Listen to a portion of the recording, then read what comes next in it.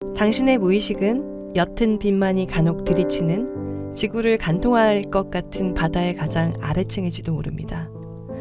당신의 무의식은 어쩌면 은하들이 모이고 또 모이고 그 은하들이 엮은 단위를 또 엮은 우주보다 더 광대할지도 모릅니다. 이렇게 몰라서 두려웠던, 알 수 없어서 궁금했던 무의식의 탐험에 큰 걸음을 뗀 카를 구스타프 융이 만든 지도를 마주했습니다. 안녕하세요. 들어는 봤지만 읽지는 못한 당신을 위한 다독다독 책장을 열겠습니다. 근데 그 지금 어디 이 책에 나온 문구가 아닌 것 같은데요? 지금 뭐 읽으신 거예요? 그냥 방금 제가 네. 써봤는데 좀 이상한데 괜찮아서. 네. 근데 무의식에 대해서 연구를 해보겠다는 평생을 바쳐서 네. 라고 생각해 본 것 자체가 너무 대단하고 그럼요. 근데 이분이 여러 가지 공부를 하시다가 카를 융이 무의식을 연구해 봐야겠다. 신비로운 것들을 연구해 봐야겠다라고 되게 매료됐었던 것 같아요. 이런 것들에. 그래서 그걸 결심하고 평생 죽을 때까지 연구를 해왔고 그 연구가 지금 60년이 지난 지금까지도 많은 사람들에게 회자되고 네. 또 어떤 자신을 파악하는 어떤 근간이 되는 네. 이론을 만들었다는 게 너무 대단한 것 같아요. 그래서 저희 지금 일주일 만에 이거 읽기 힘들었지만 네 다시 한번 읽어보고 싶은 책입니다. 자세히. 이게 눈으로는 읽었는데 네. 이 자아나 무의식까지 못 간 것 같아요. 융의 지도를 열심히 따라갔는데 네. 이게 좀 이게 출발점이나 도착점을 제대로 못 찾았어요. 그래서 네. 아직까지는 저희가 좀 내비게이션이 필요할 것 같습니다. 여기가 아닌 게벼. 이런 좀 저희가 이렇게 자발적으로 찾아가기 힘든 지도였던 것 같기도 해요. 네. 네. 이 지도가 쉽게 뭐 알 수 있는 지도는 아니네요. 근데 네. 이제 이 융의 마음을 좀 이해는 할 것 같아요. 그러니까 이게 처음 개척하는 분야 아니에요. 그렇죠. 그러니까 자기가 만드는 게 다 길이 되는 거잖아요. 네. 되게 뿌듯했을 것 같고요. 근데 또 그 융의 그런 좋은 취지와 연구들을 머리스타인 같은 경우는 사람들이 잘 모르고 있으니까 그걸 또 알려주는 재미가 있었던 것 같아요. 네. 그래서 굉장히 그런 느낌들은 왔습니다. 네. 머리스타인이 우리 지금 얘기하고 있는 융의 영혼의 지도에 대해서 설명할 때 이 카를 융은 뭔가 이걸 A와 B를 실험해 보겠습니다. A 실험군은 이렇습니다. B 실험군은 이렇습니다. 결론은 이렇습니다. 네. 이런 식으로만 그 원리를 탐구하지 않았어요. 그러니까 뭐 집단 무의식을 발견할 때도 꿈에 어떤 정신도 어떤 층이 있다. 의식도 층이 있다라는 걸 꿈에서 봤어요. 네. 꿈 해몽에 대한 얘기 많이 나와요. 예, 어떤 그런 걸 봤는데 또 제자 중에 어떤 사람이 그런 얘기를 한 거예요. 그렇죠. 근데 그러면 어떤 집단적인 무의식이 있지 않을까? 이렇게 약간 영감을 받고 거기에 대해서 그러면은 고대로부터 있었던 그런 뭐랄까 원형이랄까?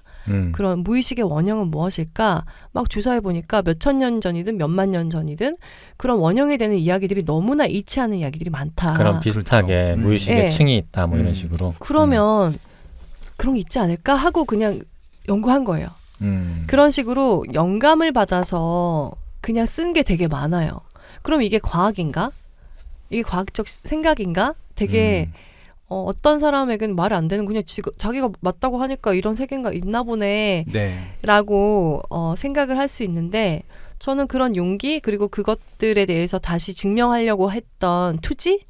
그런 것들을 굉장히 멋있게 생각했어요. 그러니까 이게 사회 과학이라 그러잖아요. 그렇죠. 과학은 이렇게 통계적으로나 수치적으로 증명을 하는 것들을 되게 좋아해요. 이 학계에서는. 그래서 막 프로이트랑 융이 좀 이렇게 조금 이렇게 대립을 했던 것 중에 하나가 그런 것도 있을 것 같아요. 그렇죠. 융 같은 경우는 이 서구 이런 철학이라든지 과학 공부한 것뿐만이 아니라 말씀하신 대로 동양 사사까지 다 공부를 했어요. 그렇죠. 그래서 진짜 저 멀리 있는 그러니까 주역 같은 경우는 이게 과학적으로 증명할 수 있는 내용들이 아니거든요. 근데 그게 통계 보고서래요. 일종의 과학자 정말 몇만 전부터 있었던 것들을 쫙 정리하는 게 주역이라는데 뭐 그거 가지고 이제 세상 그런 뭐 여러 가지들이 설명을 하는 것들이잖아요. 근데 맞는 거야 이게 너무 웃긴 거죠. 그러니까 이제 동양 과학에서 보면 이런 과학은 아니지만 동양 사상에 보면 이런 게 있잖아요. 꿈을 해몽하는 거. 이걸 과학적으로 어떻게 증명해요? 근데 뭐 돼지 꿈에 용 꿈을 꾸면 돈을 가지고 버는 사람들이 많고 뭐 이런 것들이잖아요. 이런 것들을 융은 어떻게 보면 좀 이제 풀어놓은 거죠. 그런 경향들이 있더라고 하는 것들이. 그래서 저희가 뭐 조금 더 프로이트보다는 좀 더 쉽게 친숙하게 접근할 수 있지 않았을까 그런 생각도 해봅니다. 네. 네. 그래서 그런 부분들이 좀 현대적이라고 생각했어요. 약간 영감이나 어떤 그런 떠올라서 네. 막 이거 이론으로 한번 해볼까? 근데 과학자적인 견지를 읽지 않았기 때문에 그렇죠.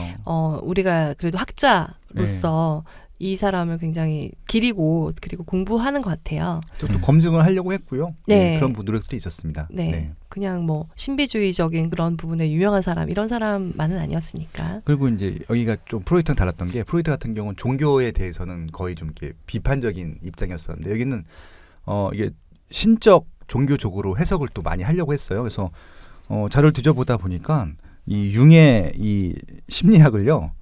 목사님들이 그렇게 많이 응용을 하세요. 신부님들하고. 그러니까 이제 그쪽 종교 쪽으로도 많이 이게 아마 해석이 되나 봐요. 그래서 그런 부분들도 조금 다른 것 같다. 예, 그런 말씀도 한번 드려보고 싶네요. 네. 네. 3장의 정신 에너지 뭐 리비도에 대해서 나오는데요. 주로 프로이트의 리비도와 융의 리비도에 대한 얘기가 많은 것 같아요. 아까 그래서 1부에서 얘기했듯이 프로이트는 어떤 리비도가 정신 에너지인데 굉장히 강력한 그런 정신 에너지인데 그 에너지가 주로 이제 성적인 어떤 억압이나 그런 성적인 에너지에 의해서 나왔다. 하지만 융은 고품이라는 것도 있다. 뭐 배고픔, 먹고픔 뭐 이런 거 있잖아요.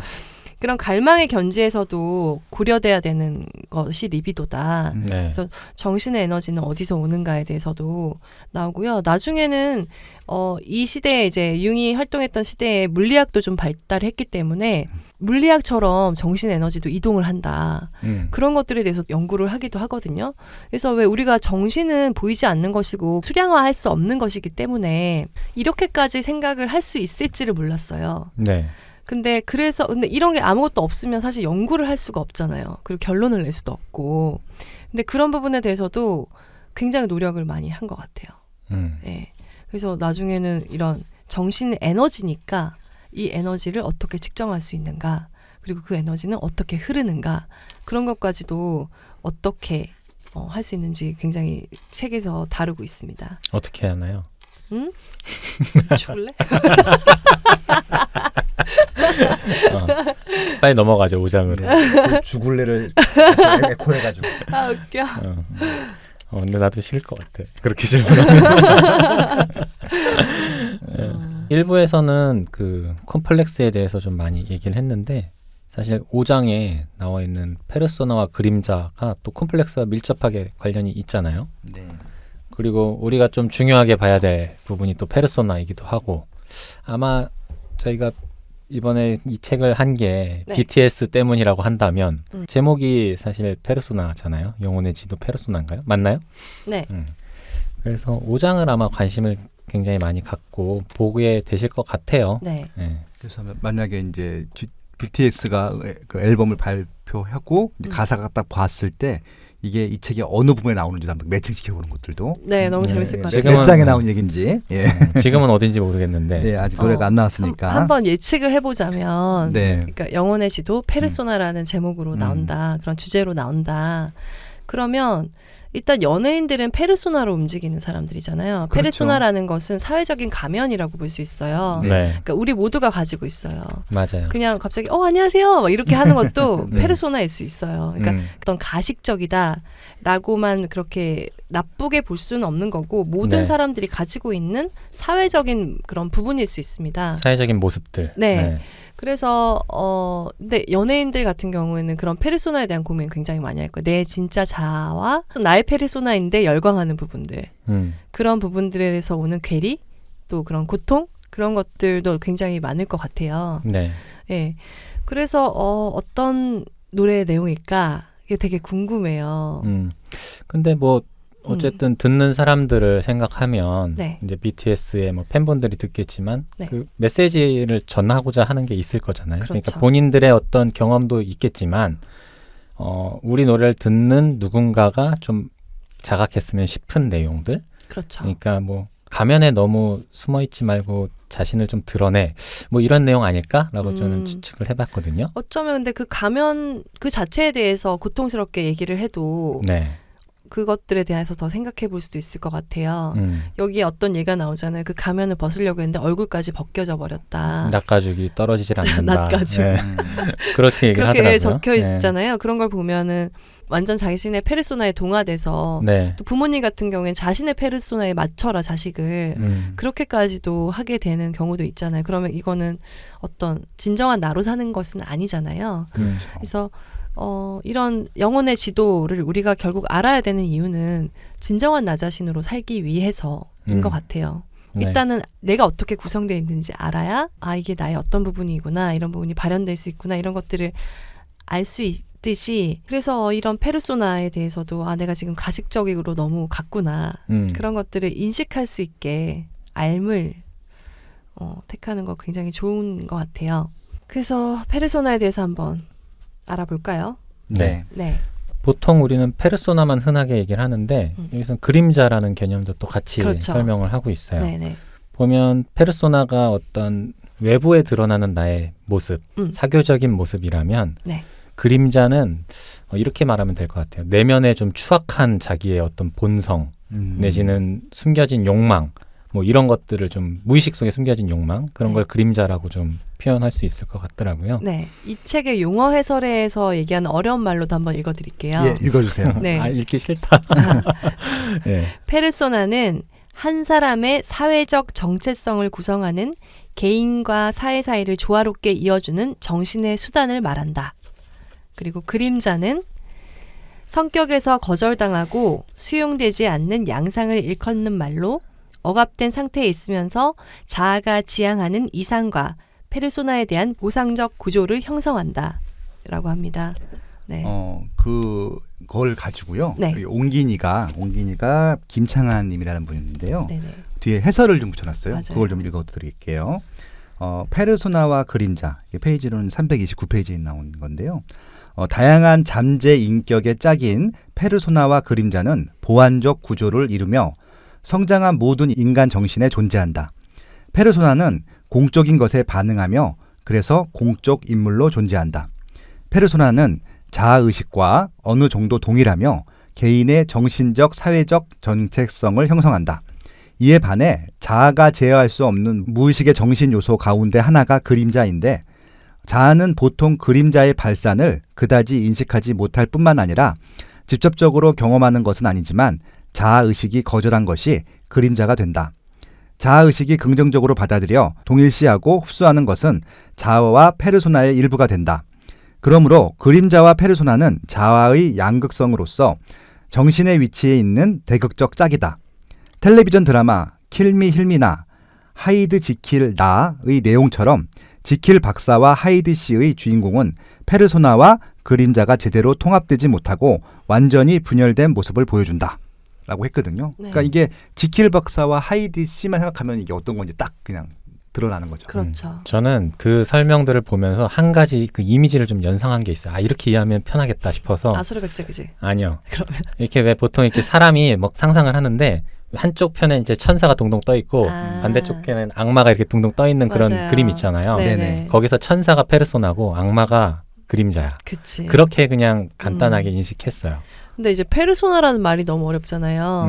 근데 personality 할 때 그걸 약간 이탈리안식으로 발음을 한 게 페르소나인가 봐요. 그래요? 그러니까 또 어원이 어원을 그런 알니까 느낌인 재밌네. 것 같아요. 예. 그래서 그래서 사람은 그거 그걸 다 두고 갖고 있다. 약간 그러네요. 신기했어요. 그러니까 페르소나 뭐 이런 이게 비슷한 말이구나. 인격이나 뭐 이런 말이랑. 그러면 이게 사람이란 뜻이잖아요. 네. 어른들이 그런 말 많이 하잖아요. 너 언제 사람 될래? 그러니까 이게 페르소나가 되라는 얘기잖아요. 뭐 그렇죠. 뭐 사회적으로 좀 그런 의미네. 똑바로 야. 잘해라. 본능대로 살지 말고. 네. 그래서 결국은 이제 이 페르소나하고 그림자가 일단은 뭐 성과 악 개념일 수도 있는데 이게 좀 부족한 자아하고 좀 어떻게 보면 과장된 자아라고도 볼 수 있거든요. 그래서 이제 이것 간의 좀 간극을 어떻게 좀 줄이냐가 아마 우리가 살면서 평생 풀어야 될 과제 중에 하나라고 생각을 해요. 근데 그쵸. 이제 그래서 무조건 페르소나가 나쁘다, 그림자가 나쁘다, 뭐 이렇게 표현하기보다는 좀 자아를 아까 단련하고 성장한다고 했잖아요. 그래서 이제 양쪽을 좀 보완하는 자아로 어떻게 커나갈 것인가로 한번 고민하고 예, 한번 좀 이렇게 좀 노력을 해보고 뭐 그런 것들이 필요할 것 같아요. 그래서 BTX 음악 가사도 그런 어려움들을 표현한 가사가 아닐까 이렇게 예측은 해보는 것들이죠. 네. 이 내용을 좀 읽으면서 도움받은 부분은 이런 거예요. 사람들을 좀 대할 때 누구나 다 이런 페르소나 같은 걸 갖고 있다. 그 사람이 어떤 위기 상황이나 극한 상황에서 다른 모습을 보이더라도 그 사람은 그럴 수 있다라고 좀 받아들이게 되는 거. 그 사람을 조금 더 이해할 수 있게 되는 거. 어떤 사람을. 그런 건 좀 장점일 수 있을 것 같아요. 그러니까 쟤 왜 저렇게 가식적이야? 라고 얘기하는 사람 자체도 네. 그 페르소나를 가지고 있다는 거예요. 네. 그렇죠. 가질 수밖에 없다는 거예요. 네. 네. 그래서 그런 것들에 대한 이해도 있으면 훨씬 좋겠죠. 네. 그리고 막 우리가 저 사람은 왜 이렇게 이기적이야? 그런 게 이제 그 사람의 그림자를 본 거죠. 네. 내가 페르소나로 감추려고 했던 그 그림자를. 음. 그런 것들도 되게 재미있는 것 같아요. 이런 식으로 생각하고. 그러니까 나뿐만 아니라 타인도 인간 자체에 대한 이해를 할 수 있는 학문인 거죠. 네. 네. 네, 그래서 아까 우리가 이 시작할 때 읽었던 부분 있잖아요. 그렇죠. 그 부분을 다시 한번 저는 얘기를 하고 싶었어요. 그래서 네. 이게 그 공부하려고 하다 보니까 너무 힘들었었거든요. 저도. 내가 이렇게까지 왜 알아야 되는 걸까? 라고 생각이 들었을 때 1부 시작할 때 읽었던 건데 전 세계는 한 가닥 실에 매달려 있고 이 실이 바로 인간의 영혼이기 때문에 이 영혼에 대한 탐구는 중요하지 않을 수가 없다. 우리의 세계가 우리의 정신에 달려있기 때문에 네. 우리의 정신에 대해서 아는 것은 기본 아니겠는가. 그런 얘기거든요.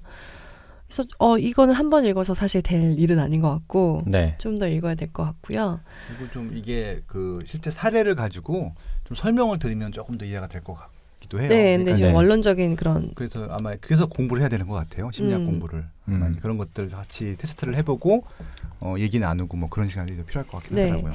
그리고 저는 이 174페이지에 페르소나 굉장히 이중적인데 내향적인 사람들이 있고 외향적인 사람들이 있잖아요. 네. 근데 이제 내향적인 사람 중에서 자기 할 일은 굉장히 외향적인 일인데도 하고 단 뒤에 엄청 숨어서 살고 뭐 이런 사람 있잖아요.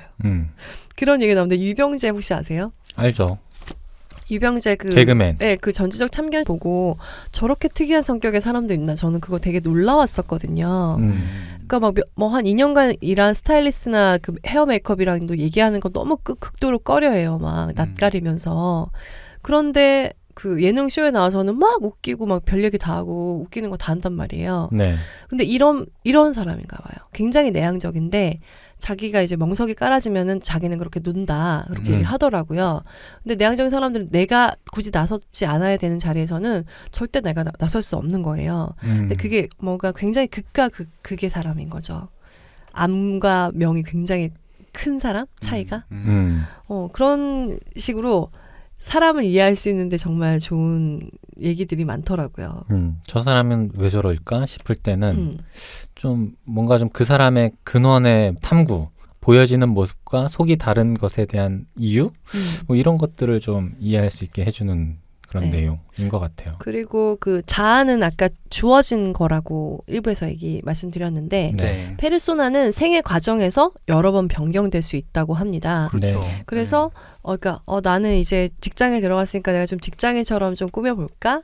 이러면서 이제 내 페르소나를 바꾸는 거예요. 이제 나는 이제 대학생에서 직장인처럼 좀 보일 거야. 네. 차를 한 대 사야 되겠어. 막 이런 식으로 난 차를 모는 사람이야. 막 이런 식으로 페르소나를 계속 뭐 사회적 계급, 동료 집단의 선호도에 따라서 생각도 다르게 하고 옷도 다르게 입고 뭐 라이프 스타일도 다 바꾸는 거죠. 네. 근데 그런 부분들도 되게 재밌고요. 여기서 보면 페르소나가 왜 생겨나는가 그런 것도 좀 설명을 해준 게 있는데 두 가지 이유가 있다고 하잖아요. 네. 하나는 사회적 조건과 요구에 의해서 사회의 기대와 요구에 부합하는 하나의 성격이 탄생하는 게 페르소나고 다른 한편으로는 개인의 어떤 목적과 열망에 맞춰져서 그거를 이루기 위해서 만들어진 하나의 성격 이런 또 페르소나가 있다고 해요. 현실에서 생각해보면 직장에 들어갔다 방금 말씀하셨듯이 그럼 직장에서 뭔가 일을 시켰을 때 내가 거기에서 시키는 일들은 어쨌든 해야 되잖아요. 싫어도.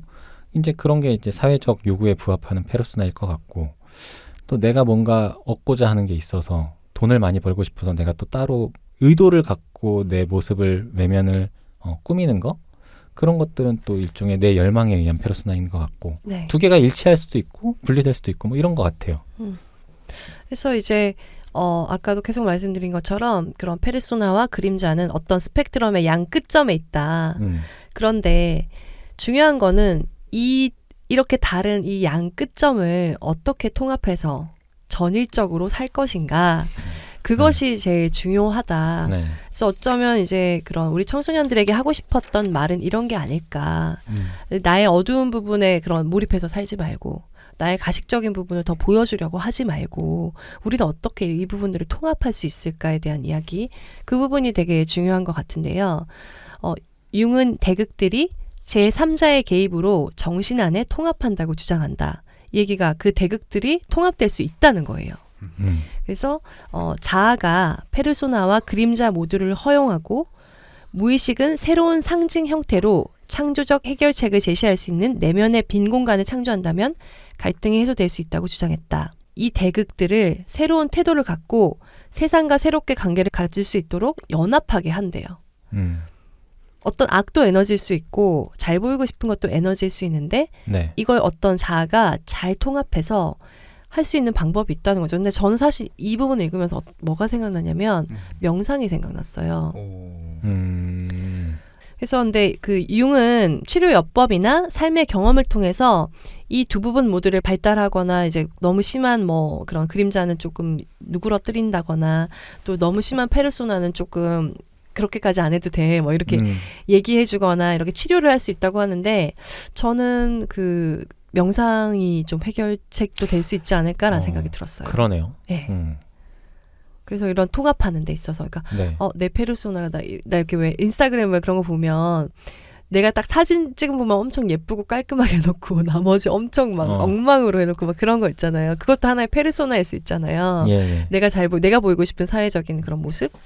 근데 이제 그런 것도 올리고 막 좋아요를 막 갈구하는 나 자신을 인식하는 거죠. 약간 명상적인 자각. 항상 깨어 있음으로 해서 내가 사실 진짜 나는 이렇지 않은데 네. 이런 부분을 보여주고 좋아요나 이런 호감을 받고 싶어서 발버둥 치고 있구나 라고 인식하는 거. 그리고 또 내 어두운 그림자 막 엄청 심한 질투와 막 쟤 진짜 죽여버리고 싶을 정도로 미워 뭐 이런 식으로 생각하는 나의 그림자를 보면서 이건 나의 그림자 부분이 떠올랐구나 라고 인식하는 거. 네. 그게 꼭 이제 우리가 꼭 정신과 치료도 좋은 거지만 그런 식으로 좀 자각하는 거 그런 것도 되게 중요하지 않나라는 생각이 들었습니다. 진짜 많은 저도 포함해서 네. 정말 온라인 활동들을 하는 분들 보면 이제 많은 분들이 되게 좀 실제 본인의 모습과는 좀 다른 모습들을 온라인 공간에서 이제 보여주고 있는 경우가 많잖아요. 그러려고 하는 거죠. 네. 네. 많이 포장돼 있다. 그냥 네. 쉽게 얘기하면. 그런데 이제 그것도 일종의 내가 잘 보이고 싶은 어떤 욕심, 그런 갈망 뭐 이런 것 때문에 나의 그 외면적 페르소나가 이제 발현된 것 중에 하나라고 볼 수 있는데 그것 때문에 되게 때로는 힘들 때도 있었던 것 같아요. 생각해보면 너무 이렇게 나는 착하게 보여지고 싶은 사람이었던 거야. 컴플렉스야. 네, 뭐 컴플렉스라고 할 수도 있고 그게 나의 페르소나였었던 걸 수도 있고 그런데 그게 실제 내 모습에서는 안 그랬던 거예요. 예를 들면 누군가 내가 막 블로그에 글을 올렸는데 악플을 달아. 근데 그것마저 다 수용하고 싶어해. 겉으로 드러나는 모습에서는. 그런 사람으로 보여지고 싶어요. 쟤는 대인배야. 이런 말을 듣고 싶어 하는데 실제 내 안에 나는 그냥 욕한 사람을 막 차단해버리고 싶고 같이 욕해주고 싶고 그런데 이제 겉으로 드러나는 모습과 실제 내 마음의 그런 그림자의 모습이 달랐던 그런 때가 있었거든요. 네. 근데 이런 경험들을 많이 하잖아요. 온라인 공간에서 활동하는 사람들이. 그러니까 이런 것들을 좀 뭔가 자각하게 하고 이게 내 안의 그림자가 그런 모습이었구나. 그리고 또 내 겉으로 드러나고자 했던 내가 보여지고 했던 것들이 이런 나의 페르소나였구나. 이런 자각이 일단은 모든 어떤 문제 해결이라면 해결이랄까요? 그런 것들의 시작이 되니까 안다는 게 좀 중요한 것 같아요. 그 다음에 이제 푸는 방법은 뭐 명상이 됐든 아니면 뭔가 다른 더 방법을 찾든 그렇게 접근해 보면 될 것 같고 그래서 참 이런 책을 통해서 아 이런 거구나라고 좀 인지만 해도 그 다음에 뭔가 풀어가는 방법은 개개인이 이제 찾으면 되는 거니까. 그러니까 이 책에서도 언급이 되어 있는데 결국은 아까 말한 이제 양극단에 있는 스펙트럼 한쪽만 보려고 하지 말고 네. 좀 물러나서 좀 떨어져서 객관적으로 보다 보면 이제 그 객관적으로 보는 것 자체만으로도 문제 해결이 될 경우가 많다는 것들이죠. 그러니까요. 예. 네. 결국은 이제 그것들이 성찰이고 아까 말씀하신 명상이고 이런 것들 같아요. 그래서 이제 이런 고민을 많이 하시는 분이 되게 많아요. 드리머님처럼. 네. 오늘 아침에도 이제 제 후배 중에 한 명이 이제 저보고 그 부정적인 안티 댓글이 달리면 어떻게 하시냐는 거예요. 저기 좀 너무 좀 어떻게 당혹스럽다고. 그래서 이제 시작한 지 이제 한 1년 된 정도 블로거인데 제가 뭐라고 답변 드렸냐면은 이웃이 3만 될 때까지는 선풀이든 악풀이든 기쁘게 받으라고 말씀드렸어요. 예, 그러니까 네. 제일 그 최악의 상황이 무풀이라고. 네, 그러면 돼요. 네. 그렇지. 그거는 이제 오랜 경험과 오랜 그 악플들로 이제 네. 무뎌진 않습니다. 상처 그대로 남는데 예, 그냥 응대해주고 싶지 않은 거죠, 그냥. 네. 네. 알겠습니다. 그래서 이 자아 페르소나의 발달을 넘어서는 어떤 것이 개성화인데 네. 뒤에 나와요. 그래서 자아가 내 그대로 하게 받아들여 주는 거예요. 그래서 이렇게 뭔가 개성화 과정을 거치고 내가 페르소나와 아니마 아니무스 그런 젠더적인 그런 속박이랄까요? 그런 것들 그리고 내 자신을 진짜 인식하고 그러니까 이런 개성화 과정을 통해서 통합할 수 있다고 합니다. 그래서 그 과정을 거치는 게 한 번으로 딱 끝나는 게 아니고 계속 돌고 그리고 그 과정을 거치면서도 많은 또 충돌을 겪게 되겠죠. 그런데 이렇게 개성화에 성공해서 진정한 자기 자신을 알게 되면 진짜 자기 자신을 사랑할 수 있게 되고 그런 좀 불이치가 많이 사라지게 된다고 하네요. 그게 득도하는 경지 아니에요, 거의? 그렇지만 이제 근데 처음보다는 나아질 수는 있잖아요. 근데 저도 그랬던 것 같아요. 그러니까 좀 뭐 내 자신을 조금 더 인정할 수 있게 되는 거. 근데 그게 좀 약간의 나이 들어서 그게 더 심해진 사람도 있고 네. 내 페르소나나 내 그림자가 더 심해지는 사람도 있고 그런 것들을 더 통합해서 내 자신을 더 사랑할 수 있게 되는 사람도 있을 거예요. 근데 그런 것들은 정말 뭐 알려고 하는 것과 또 실천하려고 하는 것에 의해서 달라지겠죠. 그래서 우리 같이 뭐 이 책을 읽은 분들은 그런 식으로 좀 좋게 자기 자신은 자기 자아를 사랑할 수 있게 나아갔으면 좋겠습니다. 네. 지금 아니마하고 아니무스 말씀해 주셨는데 네. 그것도 좀 정리를 해주시면 좋을 것 같아요. 아니마는요. 제가 너무 웃겼던 게 네. 예전에 그런 인터넷 채팅할 때 네. 아니마라는 아이디를 썼었어요. 누가요? 제가요. 아 진짜요? 아, 그래요? 근데 그게 멋있는 말인 줄 알고 썼거든요. 네. 근데 너무 엉뚱한 말을 썼던 거예요. 전 여성스러운 건 줄 알고 썼어요. 네. 근데 그게 남성 안에 있는 여성성이에요. 근데 남성도 엄마가 있으니까 여성성을 어떤 식으로든 부여받았을 거 아니에요. 그렇죠. 내면적으로도. 네. 그게 어떤 내 내면에 있는 여성성이 아님하고 네. 또 반대로 이제 여성이 가지고 있는 정신의 그런 남성성이 아니무스입니다. 또 한번 용어 해설에 나오는 걸 또 읽어드릴게요. 네네. 아니마는 남성의 무의식에 나타나는 영원한 여성성의 원형 이미지로서 자아의식과 집단 무의식을 연결해주고 잠재적으로 자기에 이르는 길을 열어준다. 아니무스는 여성의 무의식에 나타나는 영원한 남성성의 원형 이미지로서 자아의식과 집단 무의식을 연결해주고 잠재적으로는 자기에 이르는 길을 열어준다. 그래서 이렇게 뭐 굉장히 우락부락하고 남성적으로 막 생기고 막 그런데 내면에 굉장히 이렇게 부드럽고 감성적이고 이렇게 섬세하고 그런 면들이 있는 분이 있잖아요. 네. 그런 부분 그리고 막 그 이성을 만날 때도 이런 부분들이 잘 통해야지 서로 호감을 느낀대요. 마동석. 저도 순간 마블리 떠올렸는데 네, 그런 느낌인 거죠. 네. 그래서 마블리 안에 있는 아니마와 저의 여성성이 잘 통해야 이게 서로 호감이 느껴진대요. 네. 그런 것들도 너무 흥미롭고 그게 눈이 맞는 그런 거구나. 서로. 예. 호감을 느끼고. 예. 그런데 이제 이런 부분들이 이제 심해졌을 경우에 이제 나는 남자로 태어났어야 되는데 생물학적으로 여성으로 태어났지? 네네. 이건 옳지 않아. 고쳐야겠어. 이런 식으로 생각하시는 분도 있잖아요. 그런 부분 때문에 너무나 고민하고 힘든 분들도 있고. 그럼 이게 성적 정체성과도 연관이 되겠네요. 어떻게 보면. 그럴 수 있죠. 네. 갑자기 또 홍석천 님이 떠오르는. 왜 또? 아니 홍석천. 그렇죠. 그런 아니마가 굉장히 풍부하신 그럴 수도 네. 있는 건가요? 저도 근데 사실 이게 학문적으로 그렇죠. 막 파고든 게 아니어서 말하는 게 좀 두려워요. 비전문가적으로서 이 정의만 가지고 한번 저희가 유출해 본 겁니다. 맞습니다. 네. 그리고 이제 요 아니마하고 아니무스를 또 해설하신 것들이 있어서 그것도 한번 읽어볼게요. 네. 자기와 자기 자아 의식을 연결하는 원형 이미지는 중간 영역, 즉 융이 아니마와 아니무스라고 일컫는 정신의 원형적 인물들이다.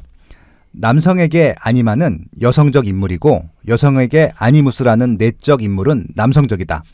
아니마와 아니무스는 그림자보다 더 심층적인 무의식을 표상하는 정신의 원형적 인물들이고 페르소나를 보완하며 자아를 정신의 최심층인 자기가 셀프입니다. 자기가 드러내는 이미지 및 경험과 연결해주는 정신의 한 구조다.